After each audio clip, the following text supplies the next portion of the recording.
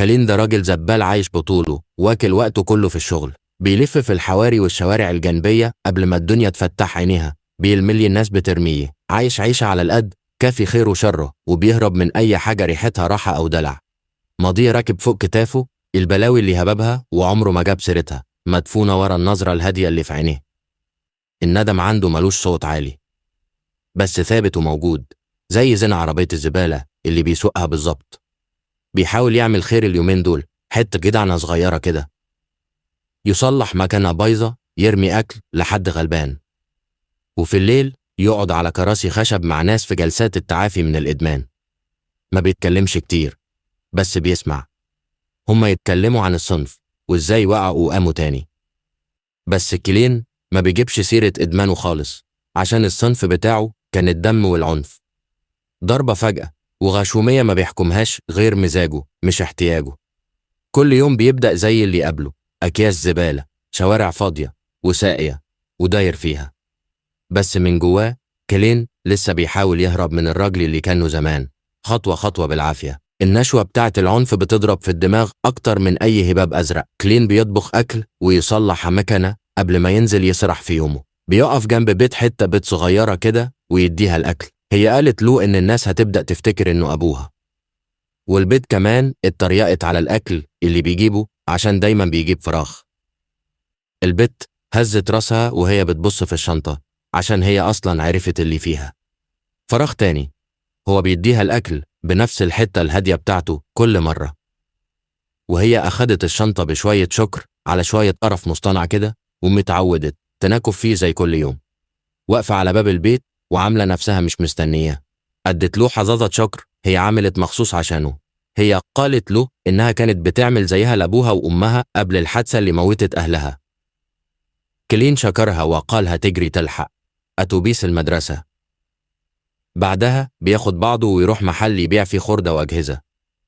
كلين دمه بيفور والحرارة بتضرب في جسمه أول ما عينه تلمح أي حتة سلاح.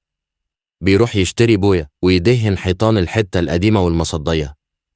كلين بيجيب الغدا للبيت كل يوم، بس دماغه بتسرح في ذكريات قديمة لبت صغيرة تانية شبه البت دي بالظبط.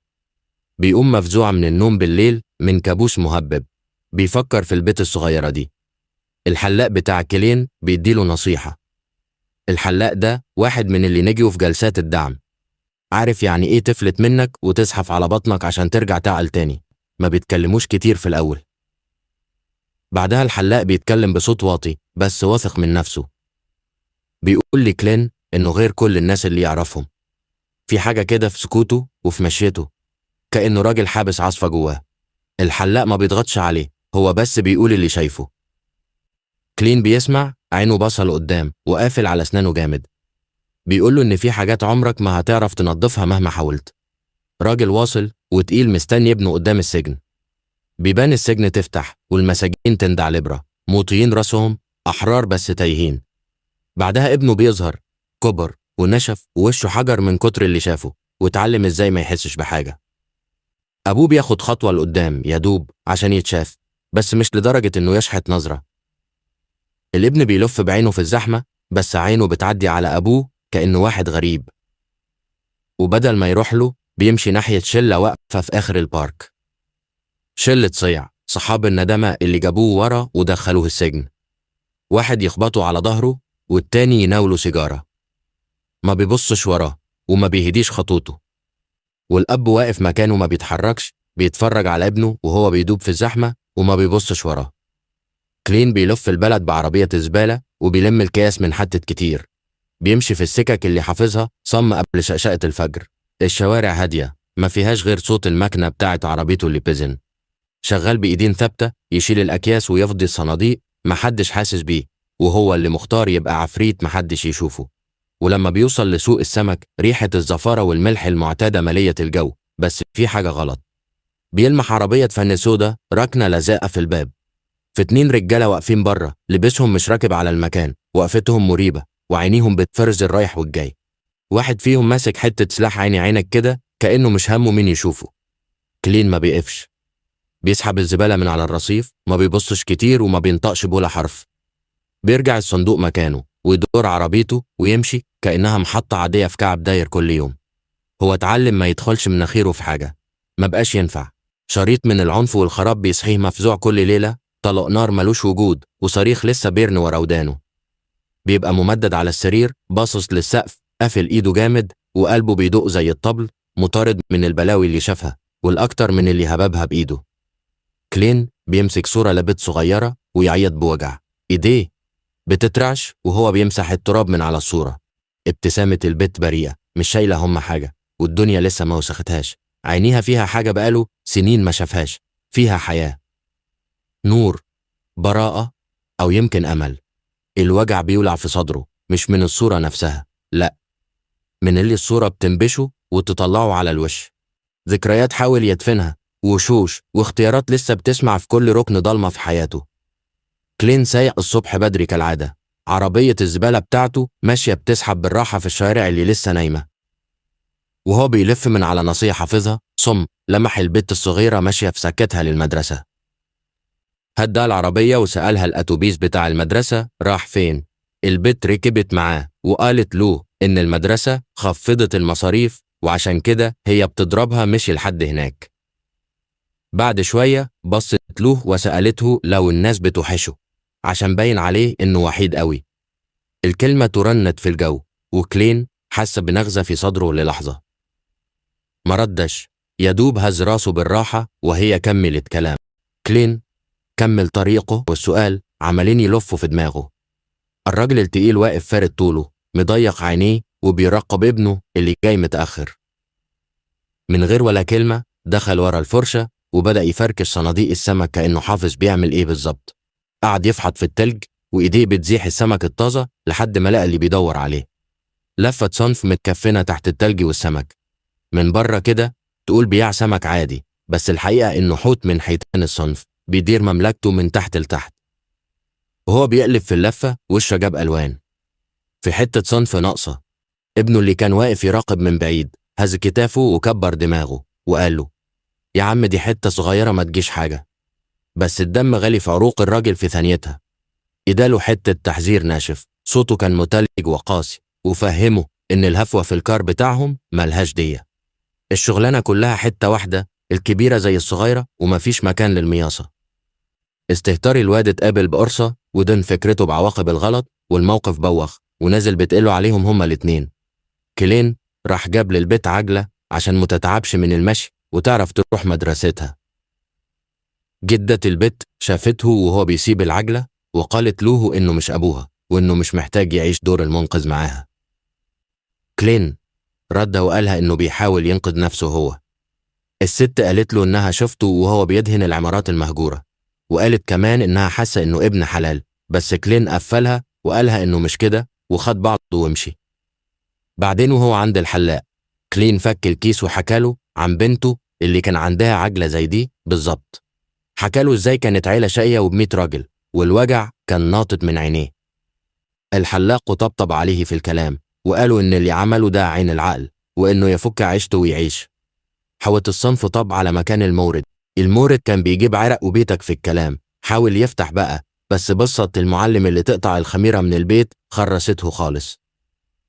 من غير ما ينطق حرف المعلم جابه من قفاه وسحله في نص المكان. الصبيان بتوعه محطوطين على الصامت، عينيهم مبرقة على المشهد وعارفين إن اللي هيمد إيده هيتقطع له. إيدين المعلم كانت زي المرزبة، نازل فيه رزع ورا بعضه وكل بنية بتنزل أخشن من اللي قبلها. المورد حاول يعافر ويفلفص بس عفرتها على الفاضي ومفيش فايدة. المعلم فضل دايس ما بيرحمش، والغيل كان بيزيد مع كل خبطة بياخدها. مسافة ثواني جتة المورد رمت على الأرض قطعت النفس والدم سايح تحته. المعلم رجع خطوة لورا، صدره بيطلع وينزل من النهجان وبص للصبيان اللي حواليه. لا حد فتح بقى ولا حد رف له جفن. الرسالة وصلت للكل. قلة الأصل أو اللعب من ورا الظهر حتى لو في تفاهة حسابها فوري ومن غير رحمة. كلين طب في سوق السمك، عربية الزبالة بتزن بالراحة وهو بيركنها. أول ما بدأ ينبش في الشغل لمح لحس دم في الزبالة ممسوحة على كاس البلاستيك. تنح تانية كده بس شال الكاس برضه ورماها في قلب المفرمة بتاعة العربية. حاوت الصنف اللي كان واقف يراقب من بعيد قرب منه وعلى وشه ضحكة صفرة. طلع رزمة فلوس وحاول يراضي بيها كلين عشان يعني المنظر الزبالة اللي هو شافه ده. كلين بصله من فوق لتحت ورفض الفلوس بهزة راس خفيفة. خلص شغلته من غير ما يفتح بقى بنص كلمة ونطف عربيته وطار وساب السوق باللي فيه. تاني يوم وهو سايق عربيته عطلت منه في نص السكة. نزل عشان يشوف فيها ايه، لقى خبط ورزع. مشي ورا الصوت، لقى 4 رجالة نازلين سلخ في واحد غلبان وهو واقف يتفرج. واحد من العيال دي ساب الضرب وبصلوه وسأله في حاجة يابا؟ وفي نفس اللحظة واحد تاني جاله من ورا اداله خبطة جابته الأرض. وهو في المستشفى شاف خيال بنته بيلف قدام عينيه. الدكتور كتب له لستة أدوية قد كده عشان جسمه كان متدغدغ من العلقة اللي كلها. بس كلين رفض ياخد الزفت ده وخد بعضه ومشي. الشركة اللي مشغلاه قالت له ياخد كام يوم إجازة يريح فيهم عشان مشيلوش الليلة والمشاكل اللي وراها. كلين راح لصاحبه الحلاق وفضفض له باللي حصل وقالوا له ايه. الحلاق قالوا فكك يا عم، يمكن ده أحسن لك عشان تريح جتتك شوية. وهو بيلف بالعربية في الحتة لمح البيت الصغيرة قاعدة بره في الجو التلج ده ليه. هي ردت وقال ليت إن نسيتها مشيت وهي نسيت المفاتيح جوه. عزمها عنده في البيت على العشاء وكلوا سوا. هي سألت عن التعويرة اللي فيه وهو طمنها إنه زي الفل. البيت الصغيرة قامت وحاولت تفتح صندوق مقفول، أما كلين هابد الصندوق خبطة جامدة وزعقلها وقالها إياكي تلمسيه. هي طلعت تجري من الخضة وهو زعل من نفسه قوي بعد اللي عمله. في فيلا المعلم الكبير الواد وأبوه مسكوا في بعض، والواد طلع مطوات على أبوه لما قعد يقل منه ويتريق على أصحابه اللي هم أصلا مصاحبينه عشان خاطر أبوه راجل واصل وتقيل. كلين كان بيلف بالعربية في الحتة، عينه جابت البت الصغيرة واقفة مع شلة صيع بتوع سكة شمال. وهو معدي خد باله من الوقت وهدى العربية شوية وقال في باله إن الوقت اتأخر قوي على وقفتها دي. فضل باصص عليها وهي واقفة معاهم فردة طولها ومش هممها حاجة. العيال دي لما شافوه ثبتوا وقفتهم وبين عليهم بيحملها بطريقة تخلي كلين مش مستريح خالص. هو عارف إنه أحسن له ما يدخلش، بس موجة غير ركبته وهو بيمشي ويسيب البيت معاهم. الشارع هدي خالص وهو بيكسر من على الناصية، بس دماغه فضلت معلقة مع المنظر ده. حوت الصنف راح الكنيسة يعترف إنه فاشل ومش عارف يطلع ابنه راجل. كان نفسه يزرع فيه الأصول اللي أبوه رباه عليها زي الشقة والالتزام والعيلة. القسيس طمنه إن ربنا هينورله الطريق هو والواد. كلين عور إيده وهو شغال في بيت من البيوت المهجورة دي. اتهياله إنه شاف بنته جوه فدخل يدعبس، قام لاقي صندوق جوه مكنة. خد الصندوق معاه البيت وهو مروح هدى عند المكان اللي كان فيه العيال اللي واقفين مع البيت من شوية. هي كانت جوه بتشرب سجاير معاهم ويادوب لسه هتمشي بدأوا يصوروا فيها ويتحرشوا بيها. فجأة كده الباب خبط وكان كلين واقف بره. أول ما بص جوه شاف العيال بيتهاجموا عليها وغاصبينها بحتة سلاح. كلين دخل يكسح في الأوضة ونزل رزع في كل واحد يقابله بغباوة وغل ما بيرحمش. إيديه كانت أسرع من إنهم يلحقوا يصدوا، جابهم الأرض واحد ورا التاني لحد ما الأوضة بقت مليانة جثث قطعت النفس. أول ما آخر واحد وقع عين كلين راحت على البت، جري عليها وقومها على حيليها ومشي بيها ناحية الباب. الدعك حصل في ثانية ودلوقتي البت في أمان وخدها وطلع بيها بره، بس تقل المصيبة اللي لسه عاملها كان مالي المكان. واحد من العيال اللي هو سففهم التراب ده كان ابن المعلم حوت الصنف اللي هو ما خدش باله منه بقى إن الكاميرا كانت متثبتة ومفتوحة عشان واحد من العيال كان ناوي يصور الوساخة اللي بيعملوها. التليفون كان مرمي على الأرض وعدسته جابت الليلة كلها، الضرب والعفرتة وإنقاذ البت. الفيديو ده يبقى دليل لمصيبة أكبر وأسود، بس في ساعتها كلين ما خدش باله وهو بياخدها لبرة الأمان وما كانش عارف إن الفاس وقعت في الراس خلاص.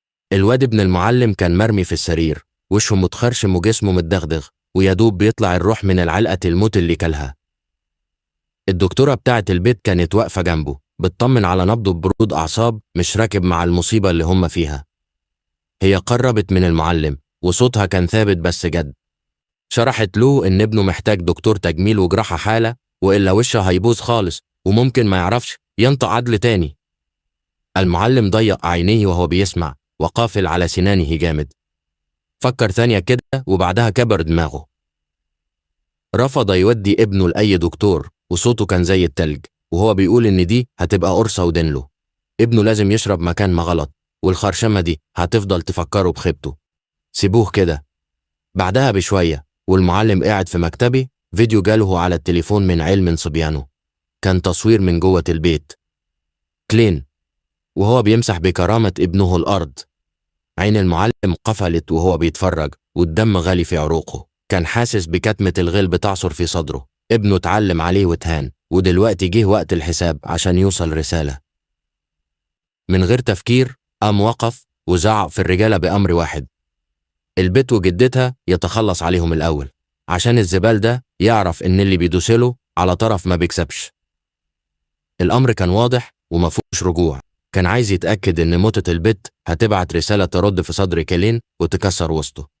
وكلين سايق لمح بوكس شرطة بيقرب منه فقام واقف. ولما شاف إن أمين الشرطة ما بيكلمش المركز باللاسلكي، فهم إن الباشا شغال لحساب المعلم الكبير. كبس بنزين وطار وزاغ من بوكس الشرطة وتاه منه. بعد ما خلعوا من البوكس، البت الصغيرة وجدتها دخلوا خمارة بيدوروا على حمام.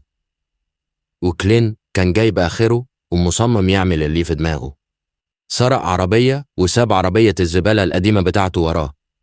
ما فكرش مرتين وهو طاير بالعربية بيحاول يهرب من الخطر عمال يزيد ويقرب منه.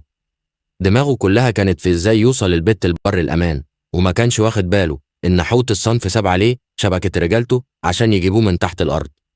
إيد المعلم طايلة ورجالته في كل حتة بيفوت في الشوارع وبيدوروا على كلين عشان يلقطوه قبل ما يبعد.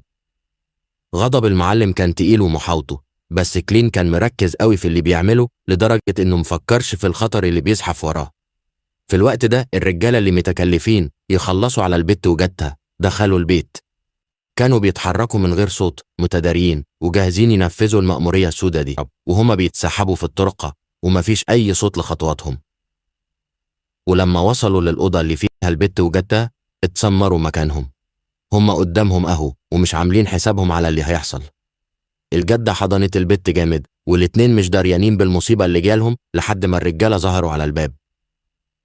الوقفة كانت مرعبة ومفيش حاجة كسرت السكوت ده غير صوت كتمة النفس. الرجالة ترددوا تانية كده، بس الأوامر اللي واخدينها ركبت دماغهم تاني.